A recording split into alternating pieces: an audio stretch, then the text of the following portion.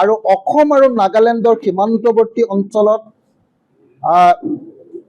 আপোনাৰ মাটি খান্দি পুৰা শিল বা পাথৰ উলিওৱা আৰু একেবাৰে আমাৰ দিখৌ নৈৰ সম্পূৰ্ণ বক্ষ বিদাৰে বালি খনন কৰাৰ কাৰণে আচলতে আজিৰ দিনটোত আমি এই সংকটৰ সন্মুখীন হৈছোঁ।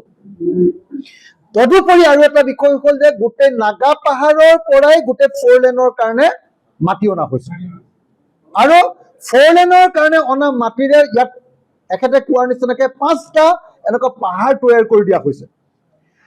এই কাণ্ডৰ কাৰণে মূলতঃ জগৰীয়া অসম চৰকাৰৰ এজন মন্ত্ৰী সুশান্ত বৰগোহাঁই, 3জন বৰ্তমানৰ বিধায়ক, মই নামকেইটা এইকাৰণে কোৱা নাই যে বিধায়ক দুজনে পাব্লিকৰ মাজত কাম কৰি আছে, কেতিয়াবা মাৰ খাব পাৰে। 3জন বৰ্তমানৰ বিধায়কে এই কয়লা খননৰ লগত জড়িত।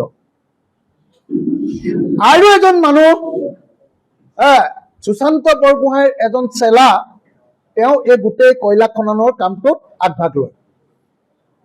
গতিকে এই শিল খনন, কয়লা খনন আৰু মাটি খননৰ এই যিকেইটা ঠিকাদাৰ, এই যিকেইটা মাফিয়া আৰু এই যি চিণ্ডিকেট ৰাজ, ইহঁতক যদি আমি কমপ্লিটলি বন্ধ কৰাব নোৱাৰোঁ এই কাম, তেতিয়াহ'লে শিৱসাগৰ, যোৰহাট আৰু চৰাইদেউ চিৰ জীৱনৰ কাৰণে ইয়াত অস্তিত্বৰ সংকটত ভুগিব। সেইকাৰণে মই অহা 15 আগষ্টত অনশনত বহিম এই দুষ্কৃতিকাৰীসকলক বিচাৰি উলিয়াই কঠোৰতম শাস্তি বিহিবৰ কাৰণে। যিকোনো খবৰৰ বাবে যোগাযোগ কৰক 9181 307 221 আমাৰ এই নম্বৰত।